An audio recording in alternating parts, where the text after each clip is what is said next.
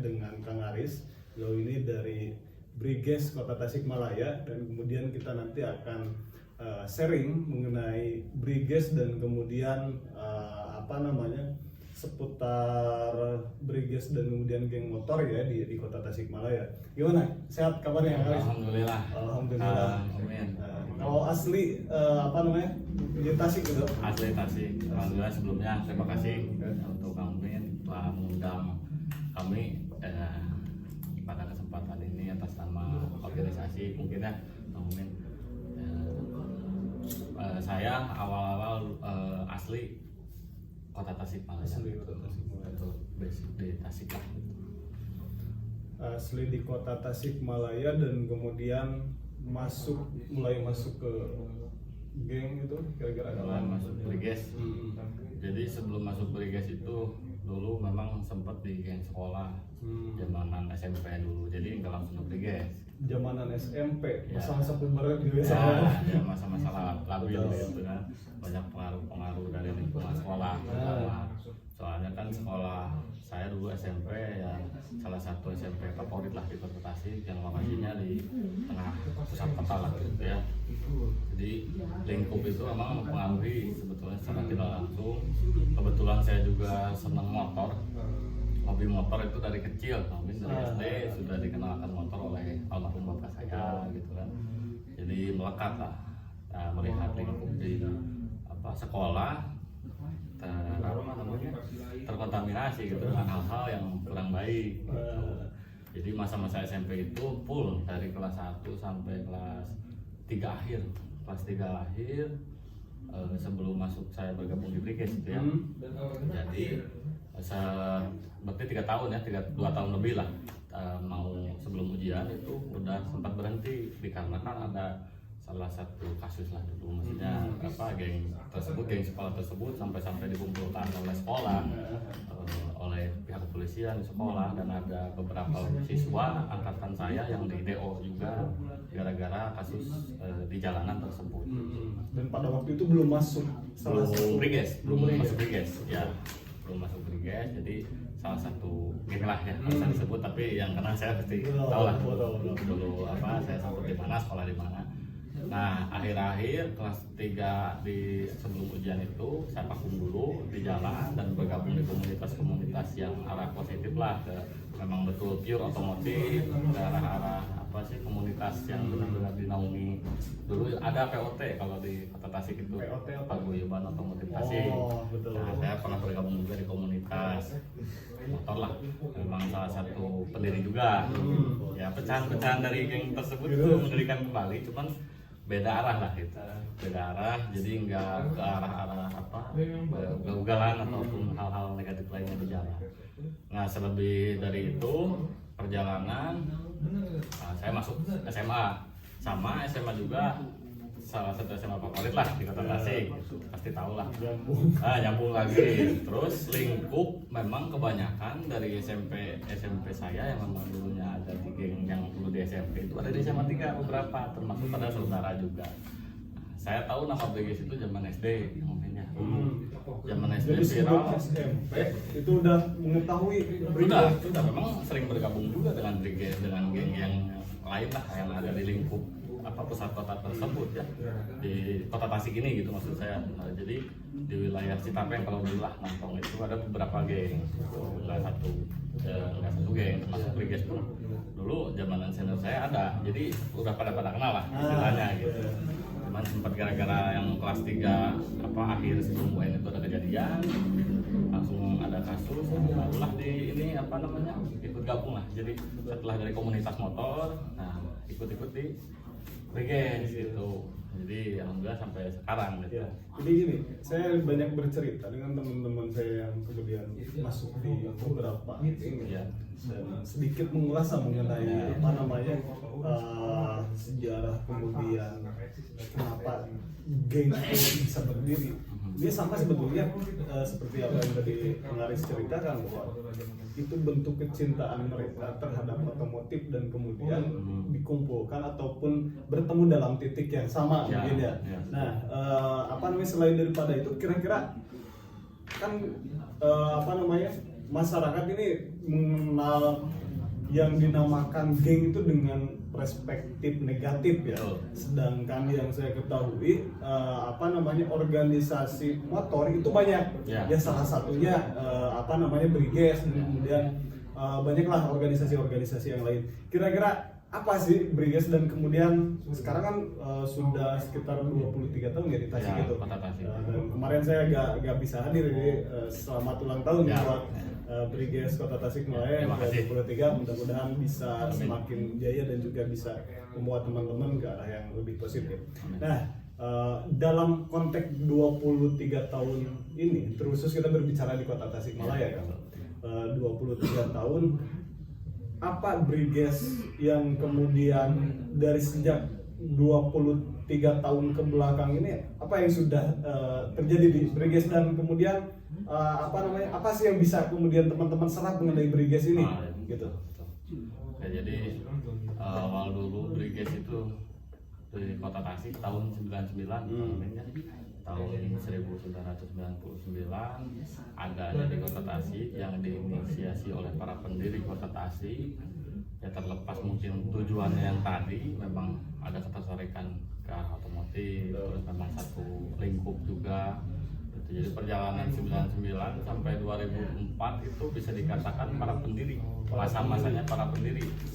Jadi selepas dari 99 sampai 2004, di masa-masa para pendiri itu memfokuskan diri menjadi Briges di Kota Tasik, dengan perjalanannya, dengan ceritanya dilanjut ke masa-masa mungkin 2008 regenerasi 2010 lanjut lagi kesininya banyak gitu.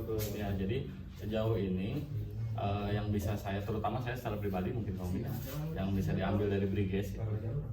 Jadi banyak hal positif yang memang kakak-kakak saya dulu, senior-senior saya di Briges di Kota Tasik khususnya mengajarkan ya secara tidak langsung membentuk karakter-karakter adik-adik yang ada di individu ya secara personal itu terbentuk memang untuk didikannya dulu memang, tapi dulu mungkin digunakan untuk hal-hal yang nggak baik gitu kan, di jalanan seperti itu kan.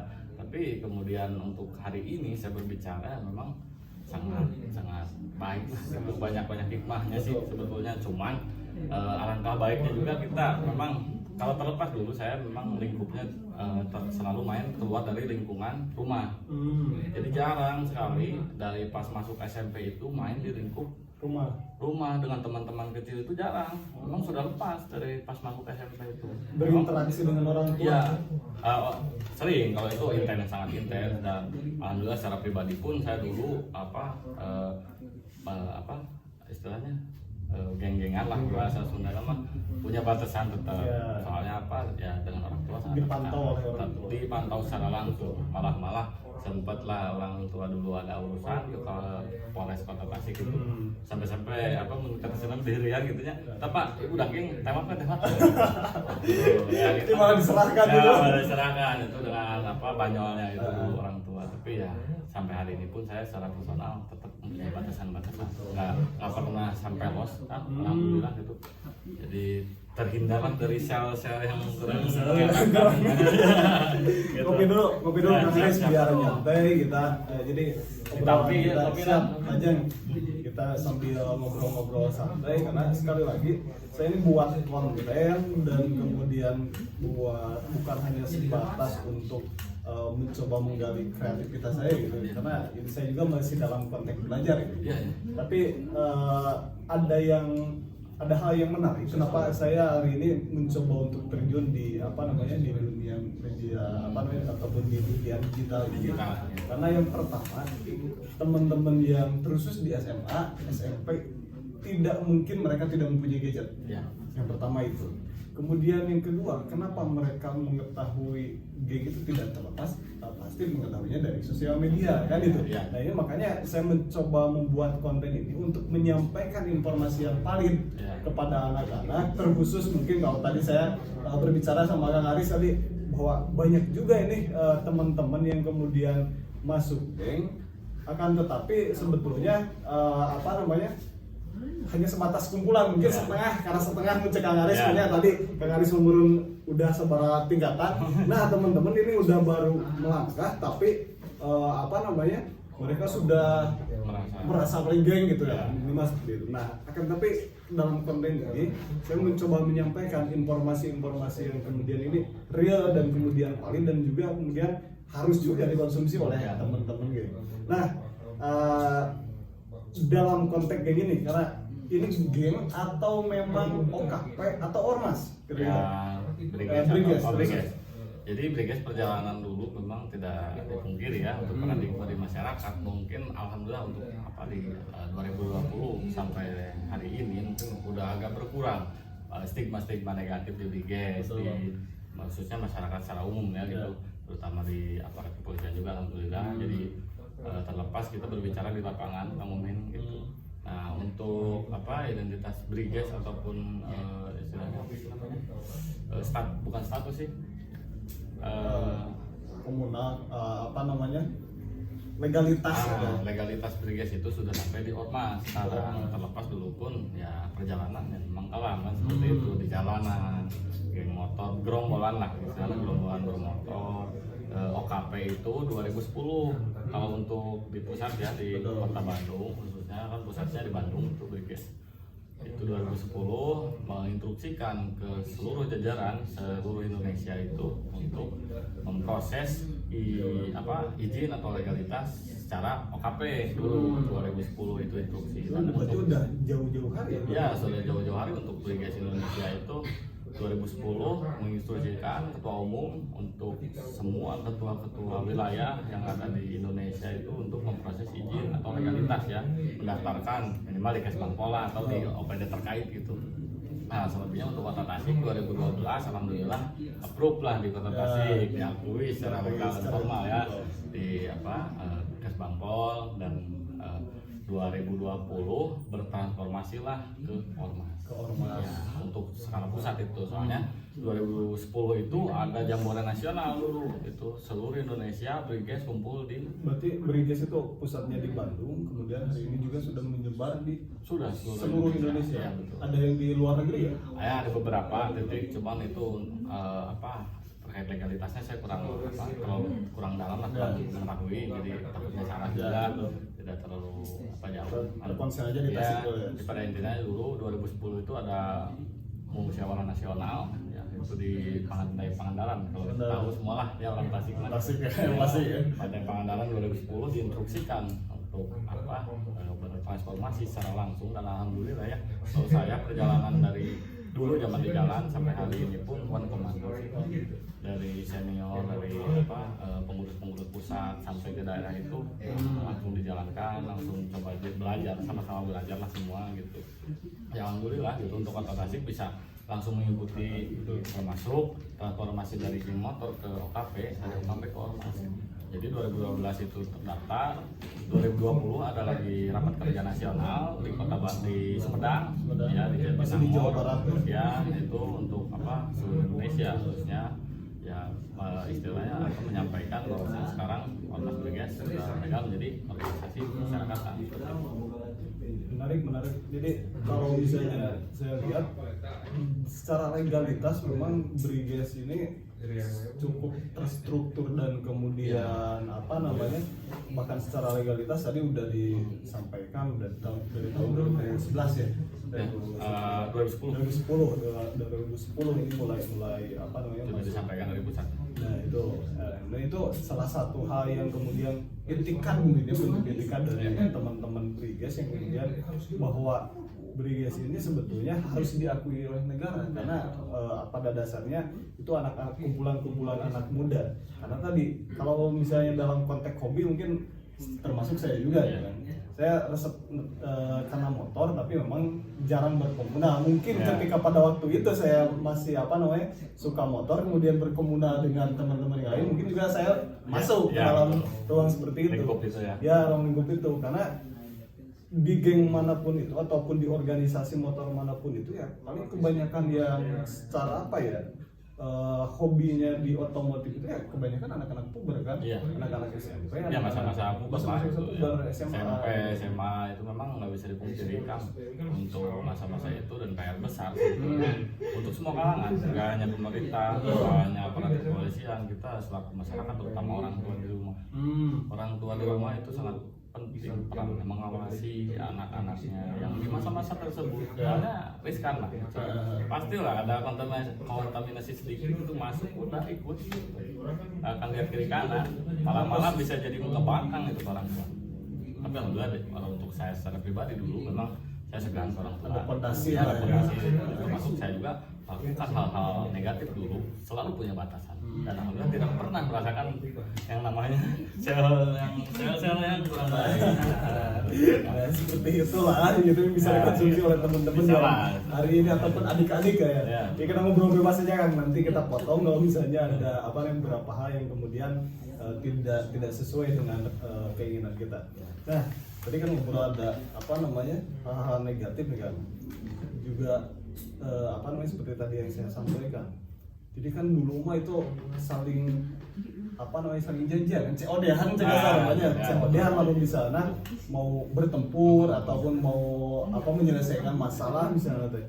Itu kan terbilang apa nih, bahkan saya yang tidak tahu pas mendengar pas mendengar teh asal lucu kieu gitu direncanakan nya gelut direncanakan gitu nya. Nah, itu makanya bagi saya berarti apa namanya ada hal yang kemudian dijaga dalam konteks oleh senior dari masing-masing organisasi motor itu. Akan tetapi dalam konteks sekarang, nah itu yang sebetulnya menjadi pertanyaan saya, ada apa sih seolah-olah tidak terkomunikasikan dan kemudian bisa apa namanya bisa terjadi kejadian seperti minggu kemarin tidak ada musuh, kemudian ada aja yang yang disikat misalnya yang ada di jalan ataupun kegiatan-kegiatan seperti gangguan ketertiban umum di jalan itu kan, geber motor dan segala macam kan tanpa ada sesuatu yang dituju ataupun target yang dituju. Betul, karena kalau misalnya tadi saya lihat mendengar dari Kang Aris, setiap organisasi motor saya yakin pendiriannya positif. Ya. Tadi untuk mewadahi teman-teman yang kemudian secara bersilaturahmi, banyak relasi kan itu konten secara prinsip gitu ya. Tapi dalam konteks hari ini tentu budaya-budaya ataupun kultur itu mulai merosot. Kira-kira apa yang menjadi ini katakan Aris? Jadi kalau menurut saya sih terutama ada yang sekarang masih di usia remaja gitu kan, puber ya memang lingkungan yang sangat kencang tadi ya, maka dari itu kan dari mulai keluarga itu yang paling utama. Nomor satu keluarga, lingkup saudara yang terdekat itu harus paling peka, terutama perilaku anak-anak atau adik-adik kita, saudara kita yang terlihat motornya dicopotin plat nomor ya kan, knalpotnya berisik gitu, lampu-lampunya dicopotin seperti itu, terus keluar malam alasan nginap di tempat teman gitu kan, itu malam minggu itu sampai minggu sore pulangnya harus dicari tahu gitu. Jangan sampai diabaikan, soalnya memang ya itulah outputnya hari ini gitu. Kita berbicara banyak terjadi teman-teman adik-adik yang masih pada sekolah itu kan sekarang ya eksis pas SMA pernah ada kejadian lucu gak selama berinteraksi di aktif di organisasi bukan organisasi ya organisasi maksudnya, tapi di masa-masa dulu lah. Iya, masa-masa dulu sebelum ada legalitas itu. Betul. Nah, ada sempat ya memang kan untuk kota Tasik ini secara luas wilayah itu kecil kan, hanya 10 kecamatan ya. Secara geografi itu hanya 10 kecamatan, terus circle atau tempat nongkrongan itu aja dulu, nggak kayak sekarang kan kopi shop atau tempat nongkrong banyak kan. Itu pasti ya, kalau dulu itu pasti ketemu itu, kalau nggak di Citapen, nggak di Dadahan, nggak di mana pasti sempit lah kalau sampai hari ini pun alhamdulillah sih ya relasi gitu terjaga lah gitu, meskipun dulunya musuh. Nah sempat dulu memang kalau di keluarga saya itu semua bendera ada. Ya, lucu juga kan, lucu banget ya, hampir semua lah, termasuk di geng lokalnya kita tahu semua, ada BSC ya, ada Black Baron, itu geng asli Kota Tasik mungkin setahu saya, tapi kalau ada salah mungkin dikoreksi ya teman-teman. Nah itu yang hampir semua termasuk yang 4 ada. Jadi saudara saya satu keluarga dalam arti satu turunan lah gitu ya, seturunan ada semua bendera. Nah, semua bendera? Iya, semua bendera ada. BSC-nya ada, Baronnya ada, Black Baronnya ada, Brigade-nya ada, EKTC-nya termasuk. Satu rumah. EKTC itu adik saya satu rumah gitu ya. Itu untuk ya lucu lah. Jadi dianggap lucuan kalau untuk hari ini gitu kan. Beda dari kalau dulu mungkin ya di saat saya masih saya masa-masa dulu itu pasti dengan idealisme saya kan pasti itu idealis membola mah kan dulu Brigis hiji Brigis kan itu kan istilahnya gaya-gayaan masa-masa puber tadi ya. Nah tak berbeda dengan hari ini sekarang kan misalnya saya ke adik saya itu agak nggak terlalu kalah gitu, tetap memaklumi, tetap saya merasakan. Nah dulu di jalan itu sempat ada salah satu geng lah, nggak usah disebut ya, sama lah di satu wilayah Kecamatan Tawang itu ada persimpangan jalan, saya keluar lurus, dia keluar agak belok gitu. Ya memang saya dulu lagi ngontrol, kalau bahasa dulu itu ngontrol ya, nyari-nyari lokus untuk target. Tapi jelas kalau dulu memang basis misalkan satu wilayah ini ada geng apa, bendera apa ada kalau dulu. Karena masih memang kulturnya gitu kulturnya memang kan dulu seperti itu. Kultur untuk dulu. Itu. Jadi kita sama-sama tahu lah basis di sini banyak. Beda kayak sekarang kan di setiap wilayah itu kadang berapa, ada semua wilayah. Kalau dulu mah wilayah 4 kecamatan di Kota Tasik itu yang pusat kota hampir betul ada dan banyak gitu. Nah di persimpangan tersebut saya bertemu dengan saudara, memang agak jauh sih, jadi satu buyut lah, tapi kenal, kita dari kecil kenal.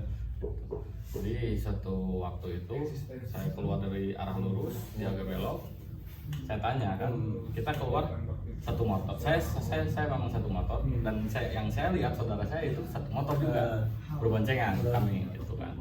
Nah teman saya di belakang itu dia nyebut nama geng lah gitu kan, ya gitulah ya, bahasanya nyebut geng lah kan, nggak usah disebut. Saya tegur sapa lah gitu sama saudara, kemana kan dia? Itu yang berbeda. Saya yang nyetir motor itu dengan saudara saya yang beda motor itu kan bertegur sapa gitu. Yang belakang teman saya yang pegang balok itu langsung hantam temen yang di belakangnya. Kak seolah-olah mengintimidasi ataupun memarahi gitu atau gimana? Enggak ya, memang teman saya pun tahu dia itu bendera tersebut rival lah gitu ya, rival pada saat itu. Dan ternyata bukan tanpa alasan teman saya menghantam itu balong itu dulu bawa adalah itu di suatu tempat, pasti di jalan dulu banyak lah kalau kotak malas gitu kan. Bukan tanpa alasan, dan ternyata saya lihat ke belakang itu puluhan motor. Jadi dia itu jauh dari rombongannya. Saya lihat ke belakang, satu pos kan betul bersama nih saudara kan. Dia pun nyaut, kemana Riz? Nggak usah disebut sih namanya juga, nggak usah lahir. Jadi lucu itu, saya paling lucu, dan akhir-akhir saya dikejar oleh puluhan motor tersebut. Tadinya kita tidak sadar. Saya secara pribadi, bukan kita ya, kalau teman di belakang itu paling sadar ya, soalnya dia menengok ke belakang. Saya nggak kedengeran suara motor, saya lagi ngobrol. Kemana nih? Biasa. Malah diimpa pakai balok gitu. Dan saya lihat ke belakang, bukan motor kan. Aborela cek bahasa Sunda nama gitu, pandangan dia leluhur gitu nya, tangannya itu pada di atas semuanya. Buburi cakan kesorot gitu kan. Kita tahu neta gitu kan, paranjang dulu kan. Bisa disebut ya, jangan ditiru gitu. Langsung lah saya ke tempat kumpul, ke basis. Alhamdulillah nggak sempat sampai bentrok. Soalnya mereka juga tahu, rival juga tahu kan itu basis saya dulu di pusat seperti itu yang paling lucu. Dan sebulan kemudian kita ketawa-ketawa di salah satu nasi goreng di Hajat Mustafa adalah nanyain tetap, gitu. Jadi udahlah saya skip, saya tutup demi ya kondisi kita. Betul, seperti itu. betul. Ya saya minta maaf. Saya mah pure nggak tahu waktu itu. Nggak tahu itu banyak. Dan ternyata yang di belakang peka di hati. Ngabering muncul sudah ada Kalau banyak. nonton itu siapa? Masih ketawa-ketawa terus sekarang lah ya. Dan pada waktu itu juga ketawa-ketawa. Memang saya mah kalau siang itu beda waktunya, kalau malam beda waktunya. Nah, itu nggak Bang. terlalu apa fanatismenya nggak terlalu tinggi kalau secara pribadi gitu. Nah, jadi egosentris yang kuat. Nah, tapi tadi ya sekali lagi yang saya tanyakan, jadi dalam konteks geng ini tadi kan kita bertemu jelas musuh teh ya. Kurang ketika keluar jelas musuh teh. Nah, tapi yang terjadi hari ini di di lapangan di masyarakat terutama yang banyak terjadi di Kota Tasikmalaya, saya dari beberapa berita yang ada di Kota Tasikmalaya memang tidak ada identitas tidak pernah ada melihat identitas dari salah satu organisasi. Nah, ini kan menjadi pertanyaan juga. Yang pertama ini siapa? Kemudian mengapa dia berbuat seperti itu? Dan kenapa toh hari ini bisa jadi seperti itu seolah tidak ada musuh gitu? Iya. Jadi fenomena sekarang itu terlepas dari kemajuan teknologi ya kan, kita tidak bisa menampik itu. Perkembangan di gadget ya, era digital ini kan informasi itu sangat cepat ya kan. Perlu kita ketahui dan memang kita rasakan hari ini kan seperti itu. Yang terlepas untuk tadi masalah yang tanpa identitas seperti yang sampaikan. Jadi banyak kontaminasi ataupun pengaruh buruk dari konten-konten memang yang ada di media sosial tersebut. Soalnya kan secara umum, secara keseluruhan di Kota Tasik itu kegiatan yang seperti itu dan basis-basis yang saya tahu dulu sudah nggak eksis itu kan, sudah memang nggak dalam arti tidak seperti dulu lah gitu, tidak seperti dulu gitu. Jadi memang pengaruh buruk di sosial media itu juga kita harus memfilter itu.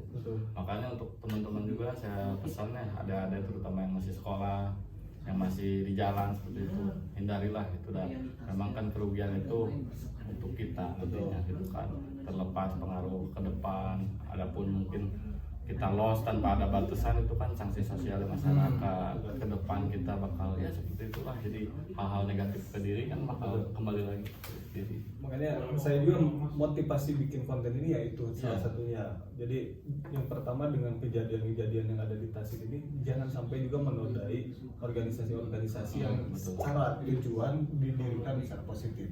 Nah, makanya sebetulnya teman-teman juga bisa mengikuti dan banyak sekali keuntungan yang kemudian bisa diambil sebetulnya ketika kita sesuai dengan rule organisasi tersebut.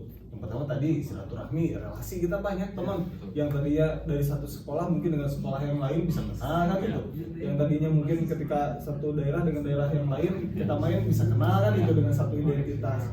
Kemudian juga banyak ilmu, saya yakin itu ada ilmu mengenai kumpulan otomotif itu ada sharing ilmu mengenai otomotif sedikit banyak gitu.